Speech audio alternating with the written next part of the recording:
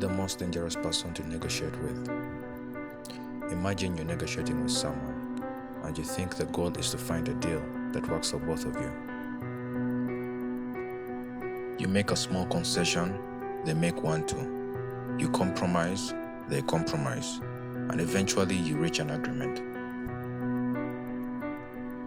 But what if you were never playing the same game? What if you thought you were negotiating while the other person thought they were fighting?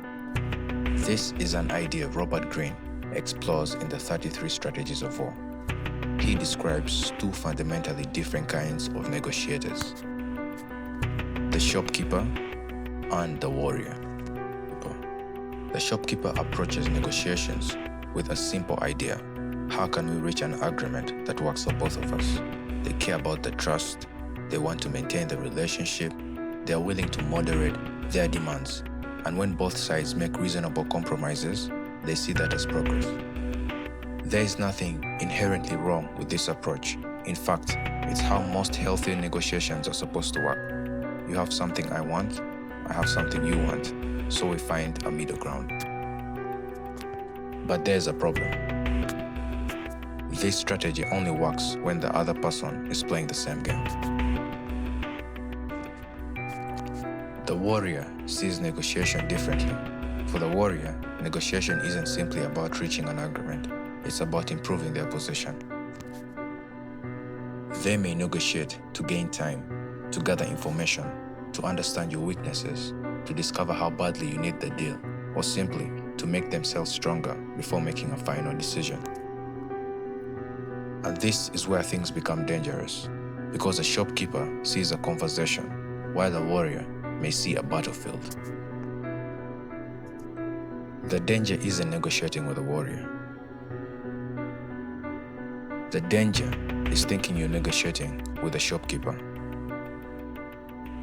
Because when you believe the other person genuinely wants a mutually satisfying agreement, you naturally become more willing to compromise.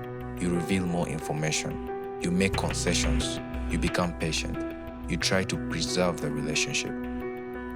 But if the other person is using all of that to improve their position, your willingness to cooperate becomes a weakness. Imagine you're selling a car. A potential buyer comes to you and says, "I really like the car, but your price is too high." You say, "How much were you thinking?" They give you a number, you lower your price, they lower their offer. Eventually you meet somewhere in the middle.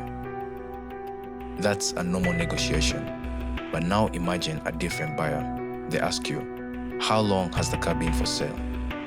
You give your answer. Let's say this car's been for sale for this amount of time. There's a couple of months or so. They ask, "Why are you selling it?" You give another answer. They ask you another question. "Do you urgently need the money?" You give an answer. He asks you another question. "Have you had any other serious offers?" You give your answer too. Notice what just happened. You thought you were negotiating the price, but they were collecting information. They were trying to understand how much pressure you were under. Because if they discover that you urgently need to sell, they suddenly have leverage. And once they have leverage, the negotiation changes. Now the lesson isn't that you should become aggressive. It isn't that everyone is secretly trying to manipulate you. And it certainly isn't that every negotiation should become a battlefield. The deeper lesson is much simpler. Know what game you're playing. And more importantly, know what game the other person is playing. Before you negotiate, ask yourself, what does this person actually want? How badly do they need this deal? What alternatives do they have? What alternatives do I have? Who has more leverage? What information are they trying to get from me? And perhaps most importantly, what happens if I walk away? Because the person who can comfortably walk away from a negotiation usually has more power than the person who can't. And this doesn't apply to business. It happens everywhere. A client asks for a discount and then keeps adding more work to the project. You keep saying yes because you want to maintain the relationship. An employer tells you, "We'll talk about your salary later." You accept, and 6 months later, you're doing even more work for the same pay.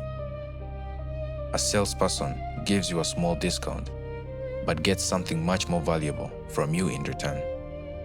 Even in personal relationships, one person may believe they're compromising, while the other person keeps testing how much they're willing to tolerate. Again, this doesn't mean everyone is manipulating you, but it does mean you shouldn't confuse kindness with weakness or cooperation with surrender. The shopkeeper asks, what deal can make us both happy? The warrior asks, how does this deal improve my position? The shopkeeper thinks about the agreement, the warrior thinks about leverage. The shopkeeper values compromise, the warrior values position, and neither approach is automatically right or wrong. The important thing is knowing which one you're dealing with. Because some of the biggest mistakes we make in negotiation aren't caused by being too aggressive.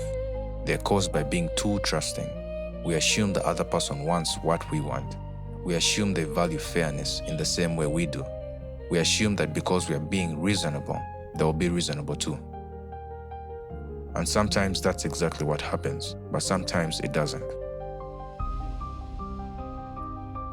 So before your next negotiation, don't just ask yourself, what do I want? Ask one more question. What game is the other person playing? Because if you mistake a warrior for a shopkeeper, you may walk away thinking you made a fair deal, while they walk away knowing they won.